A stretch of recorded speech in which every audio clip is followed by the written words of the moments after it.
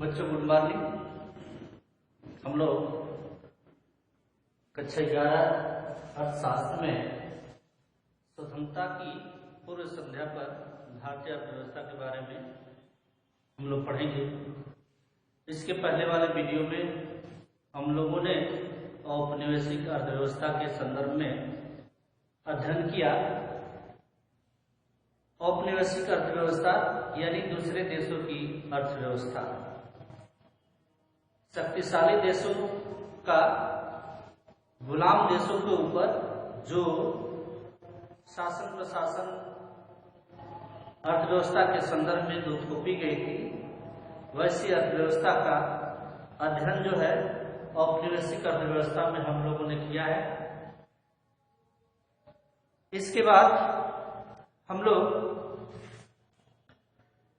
अर्ध सामंतवादी अर्थव्यवस्था के बारे में पढ़ेंगे। अर्ध सामंतवादी अर्थव्यवस्था,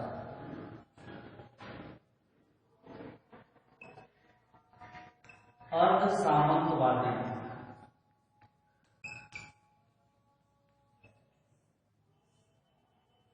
अर्थव्यवस्था, इसको इंग्लिश में सेमी फ्यूडल इकोनॉमिक कहते हैं। Semi feudal economy. अब देखिए, अर्ध सामंतवादी अर्थव्यवस्था है क्या? अर्थ जो है अर्ध सामंतवादी अर्थव्यवस्था, इसमें तीन प्रकार या दो प्रकार के, जैसे सरकार और सामंत। सरकार और दूसरा सामंत, इसीलिए कहा गया है अर्ध सामंतवादी व्यवस्था। यानी कि सरकार होती थी और सामंत होते थे। सामंत उनको कहते हैं जो सरकार के द्वारा नियुक्त किए जाते थे। इनका सामंत का काम था किसानों से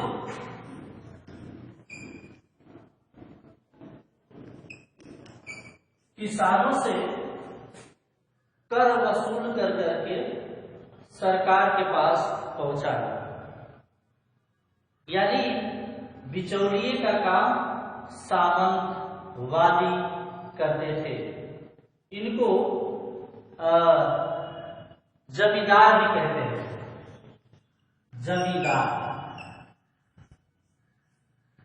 जमींदार यानी कि जो स्वतंत्रता की पूर्व संध्या पर हम लोग भारतीय अर्थव्यवस्था के संदर्भ में पढ़ रहे हैं, तो अर्ध जो सामंतवादी अर्थव्यवस्था है उसमें सरकार और सामंत, जिसको जमींदार कहते थे, और किसान, ये तीन लोग शामिल होते थे।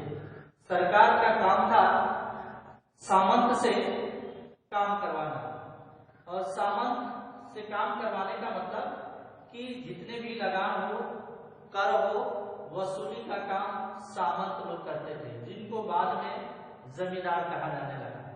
और किसानों से मनमानी जो है टैक्स वसूली का काम करते थे। तो ऐसी अर्थव्यवस्था को अर्ध सामंतवादी अर्थव्यवस्था कहते हैं। यानी कि बिचौलिया के रूप में सामंत या जमींदार का होना,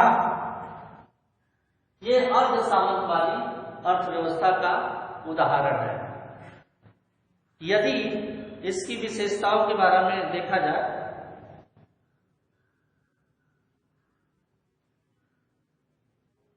भारत में जब सामंतवाद का उदय हो रहा था, इंडिया में जब भारत में सामंतवाद का उदय हो रहा था, तो विश्व के तमाम देशों से सामंतवाद का पतन हो रहा था, यानी अस्त हो रहा था। और उस समय भारत में सामंतवाद का उदय हो रहा था, बिचौलियों का उदय हो रहा था। ये किसानों का शोषण करते थे, छोटे कारीगरों का शोषण करते थे और आधा पैसा धन अपने पास रख लेते थे और सरकार को आधा पैसा देते थे। इसमें यह भी होता था कि अगर सरकार ने 100 रुपया का टैक्स लगाया तो ये सामंत जो लोग थे मनमानी तरीके से 130 या 140 रुपए वसूली किया करते थे और सरकार को 100 रुपये उसमें से भी कमीशन मिलता था और यहाँ पे अधिक टैक्स भी लेते थे, अधिक कर भी लेते थे। तो ऐसी अर्थव्यवस्था अर्ध सामंतवादी अर्थव्यवस्था कहलाती है। इसकी विशेषता क्या है? ऐसी अर्थव्यवस्था में अगर देखा जाए, अगर इसकी विशेषता देखा जाए तो भूमि के मालिकों को किराएदार के रूप में बदल दिए गए। यानी कि भूमि के मालिक को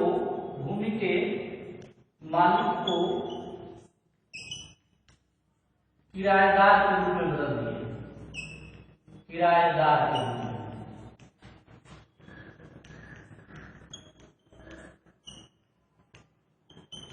बदल दिए। यानी जो भारतीय अर्थव्यवस्था में जो भूमि का मालिक होता था वो किराएदार के रूप में हो गया। अगर इसके बाद और विशेषता देखी जाए तो जमींदार भूमि का किराया में बेतहाशा वृद्धि करता था। जमींदार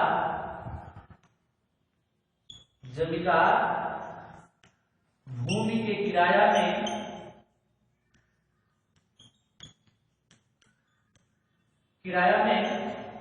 बेतहाशा वृद्धि करता था।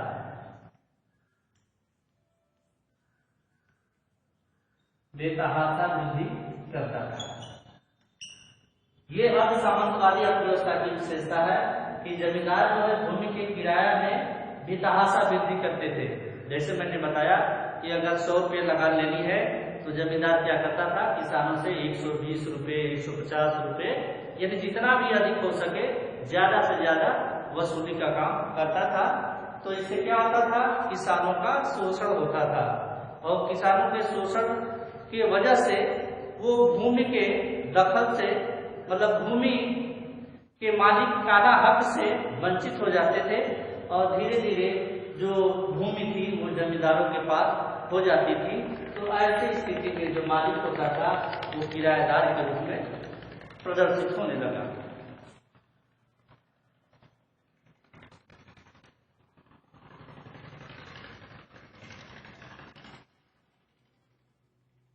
जमींदार जो है किसानों से बेगार भी लेते थे। अगर इसमें देखा जाए तो जमींदार जो है किसानों से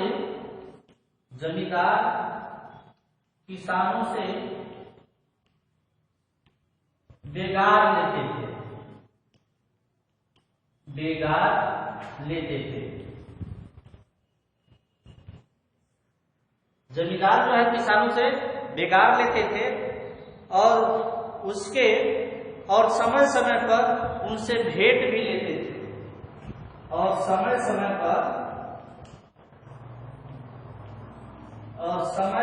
पर उनसे भेंट भी लेते थे।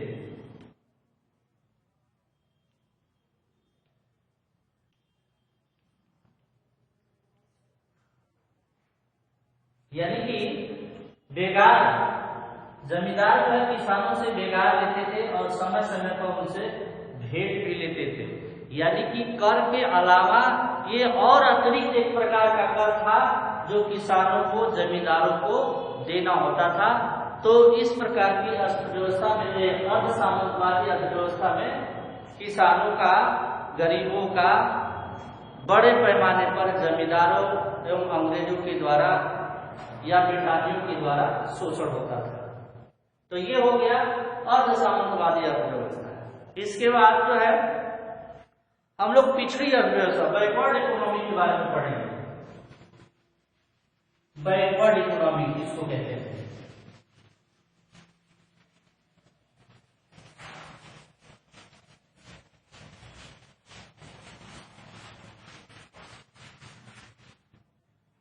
पिछड़ी अर्थव्यवस्था, बैकवर्ड इकोनॉमी।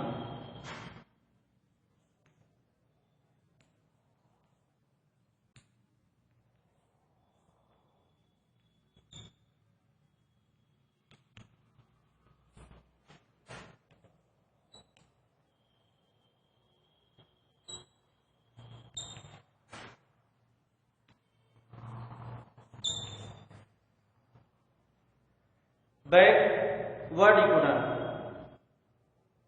जिस देश में गरीबी होती है उस देश का पूंजी निर्माण का दर कम होता है। तो पूंजी निर्माण की दर जब कम होगी तो लोगों की आमदनी कम होगी, आमदनी कम होगी तो बचत कम होगी, बचत कम होगा तो निवेश कम होगा। तो इस प्रकार से ये चक्र चलता रहेगा और अर्थव्यवस्था जो है पिछड़ी हुई अर्थव्यवस्था रह जाएगी, यानी उस अर्थव्यवस्था का विकास नहीं होगा। तो जो जिस देश में गरीबी होती है, पूंजी निर्माण की दर कम होती है और विकास की दर देखा जाए तो लगभग शून्य होती है। जो विकास की दर होती है लगभग शून्य होती है या कुछ होती है, यानी बहुत कम होती है। तो ऐसी अर्थव्यवस्था को पिछड़ी हुई अर्थव्यवस्था कहते हैं। अंग्रेजों ने जब भारत को छोड़ा था तो उस समय भारतीय अर्थव्यवस्था पिछड़ी हुई थी। अंग्रेजों ने जब भारतीय अर्थव्यवस्था को छोड़ा था तो उस समय की जो भारतीय अर्थव्यवस्था थी काफी पिछड़ी हुई अर्थव्यवस्था थी। इस बात को अग्र बिंदुओं द्वारा अधिक स्पष्ट किया जा सकता है या इसको निम्न बिंदु के द्वारा स्पष्ट किया जा सकता है। पुनः सुन ले, यानी कि जब अंग्रेजों के द्वारा भारतीय अर्थव्यवस्था छोड़ी गई, यानी 15 अगस्त 1947 को देश आजाद हुआ, लगभग 200 वर्षों के शासन के बाद, तो भारतीय अर्थव्यवस्था की स्थिति जो है अच्छी नहीं थी। उन्हीं की विशेषताओं के संदर्भ में हम लोग पढ़ेंगे। तो पहला था प्रति व्यक्ति आय बहुत कम थी। प्रति व्यक्ति आय, अगर प्रति पर कैपिटा इनकम को देखा जाए तो काफी कम थी।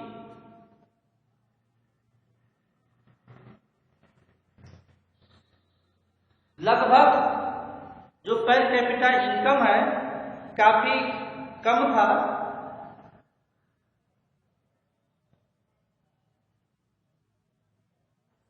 स्वतंत्रता के समय जो भारतीय अर्थव्यवस्था की स्थिति थी या प्रति व्यक्ति आय की जो स्थिति थी विश्व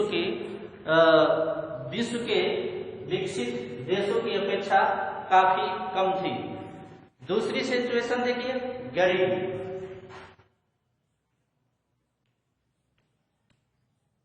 गरीबी, जब भारतीय अर्थव्यवस्था अंग्रेजी अर्थव्यवस्था से स्वतंत्र हुआ तो उस समय देश में गरीबी जो है अधिक थी।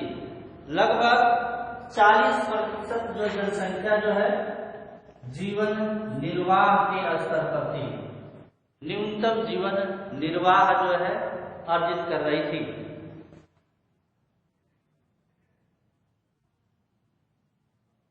अधिकांश लोगों की आय बहुत ही कम थी, यानी कि गरीबी का भी प्रतिशत जो है ज्यादा था।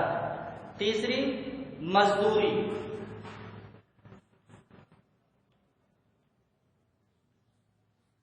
मजदूरी भी काफी कम थी, यानी कि उद्योग धंधे कम थे, लोगों को काम के अवसर कम थे, अर्थव्यवस्था विकसित नहीं थी, अर्थव्यवस्था की गति बहुत कम हो गई थी। तो ऐसे स्थिति में जो मजदूरों को जो वास्तविक मजदूरी भी मिलनी चाहिए वो भी काफी कम थी। इसलिए व्यक्ति जो है न्यूनतम जीवन स्तर पर व्यतीत कर रहा था, यानी कि जो न्यूनतम आवश्यकताएं हैं व्यक्ति की वो भी आवश्यकताएं जो है सही तरीके से पूरी नहीं हो रही थी। तो मजदूरी। तीसरी, परंपरागत कृषि। परंपरागत कृषि,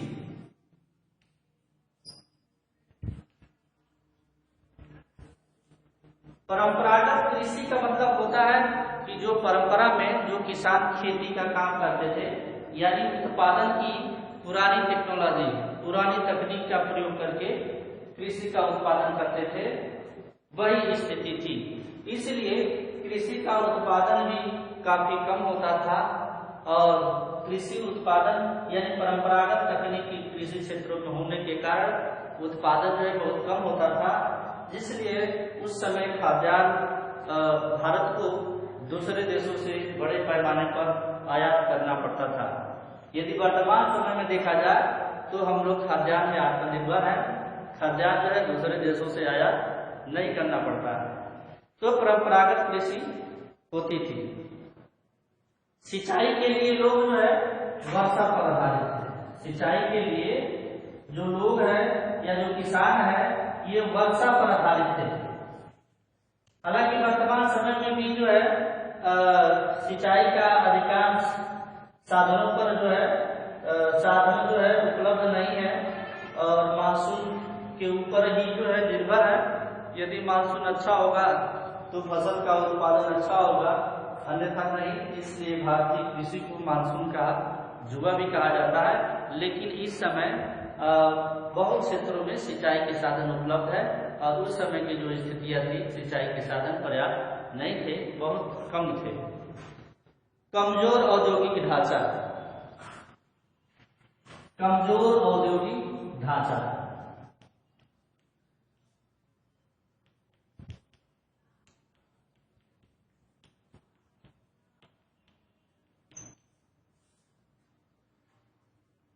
यानी जिस देश में उद्योगों का जो ढांचा है या जो विकास है अच्छा नहीं होगा, कमजोर होगा, तो वो देश निश्चित रूप से तरक्की नहीं कर पाएगी। तो उस समय की जो औद्योगिक यानी उद्योगों की जो स्थिति थी काफी कमजोर थी। उद्योगों को कच्चे माल और नई नई टेक्नोलॉजी, अन्य सुविधाएं, यातायात के साधन, ऊर्जा, ये तमाम चीजें, ऋण, ये तमाम चीजें जो है पर्याप्त मात्रा में नहीं मिल पा रही थी। इसलिए उद्योगों का जो ढांचा था वो काफी कमजोर हो गया था, उद्योगों का सही तरीके से विकास नहीं हो पाया था। इसीलिए भारत सरकार ने जब भारत की दूसरी पंचवर्षीय योजना बनाई थी तो उद्योगों के विकास पर उन्होंने मुख्य प्राथमिकता निभाई थी, यानी उद्योगों के विकास को मुख्य महत्व दिया था, ताकि जो है उत्पादन हो सके, लोगों को रोजगार मिल सके, दूसरे देशों के ऊपर निर्भरता कम हो सके। तो इस प्रकार से जो है औद्योगिक ढांचा भी अच्छा नहीं था। जनसंख्या का व्यवसायिक आधार पर वितरण, जनसंख्या का भी व्यवसाय के आधार पर पूरी अर्थव्यवस्था में वितरण था। इसीलिए आपस में ज्यादा सामंजस्य या उनका सही टेक्नोलॉजी की वजह से विकास नहीं था, उत्पादन नहीं था। इसलिए भारतीय अर्थव्यवस्था काफी जो है कमजोर हो गई थी। अब हम लोग नेक्स्ट वीडियो में कल हम लोग पढ़ेंगे या अगले टर्म में जो है भारतीय पिछड़ी अर्थव्यवस्था के बाद हम लोग पढ़ेंगे कि गतिहीन या सुस्त अर्थव्यवस्था और कृषि क्षेत्र और औद्योगिक क्षेत्र के बारे में भी पढ़ा जाएगा। धन्यवाद।